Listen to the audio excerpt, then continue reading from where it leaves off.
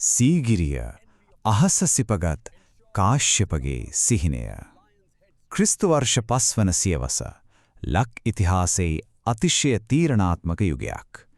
අනුරාධපුරයේ රජ කළ ධාතුසේන රජුගේ පුත් කාශ්‍යප කුමරු තම පිය රජුගෙන් රජකම උදුරාගත්තේ දෛවෝපගත ලෙසයි.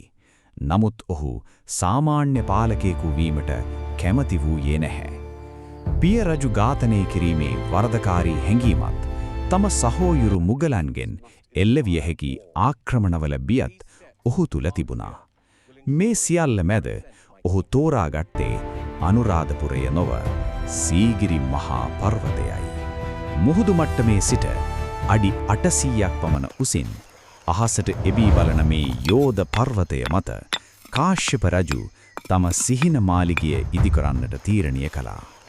දහස් සංඛ්‍යාත ශිල්පීන්ගේ දෑතින් පර්වතය වටා අලංකාර උද්‍යාන, දිය අගල් සහ ප්‍රාකාර ඉදි වුණා. පර්වතය පාමුල යෝධ සිංහ රූපයක් නිර්මාණය වුණේ එයට සීහගිරිය යන නාමය එක් කරමින්. මේ හුදෙක් බලකොටුවක් පමණක් නොව කලාගාරයක් වුණා. සීගිරිගල මධ්‍යයේ ඇති කැටපත් පවුර සහ එහි ඇඳි රූමත් ලියන්ගේ සිතුවම් අදටත් මුළු ලොවම මවිත කරනවා. ස්වභාවික ජල පීඩනය භාවිත කරමින් නිර්මාණය කළ දිය උල්පත් සහ ජල උද්‍යාන කාශ්‍යප රජු සතුව තිබූ දියුණු ඉංජිනේරුමය දැනුමට සාක්ෂි දරනවා. වසර 18ක් පුරා කාශ්‍යප රජු මේ මහා පර්වතය මත හිඳ ලක්දිව පාලනය කළා. ඔහු මේ පර්වතය මත සිටියේ රජෙකු ලෙස නොව ආලක මන්දාවේ වෙසෙන කුවේරයා ලෙසින්. නමුත් සෑම රාජ්‍යකටම අවසානයක් තිබෙනවා.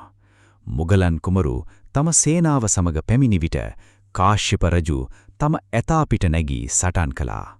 යුද පිටියේදී තනි වූ රජු සතුරන්ට යටත් නොවි තම කඩුවෙන්ම දිවිහානි කරගත්තා. කාශ්‍යප නික්මන් ගියත් ඔහු ලොවට ඉතිරි කළ ඒ මහා කලා නිර්මාණය අදටත් නොසැලී පවතිනවා. අහස සිපගන්නා සීගිරිය කාශ්‍යප රජුගේ අභිමානයත් වික්‍රමයත් අනාගත පරපුරට කියා දෙනවා.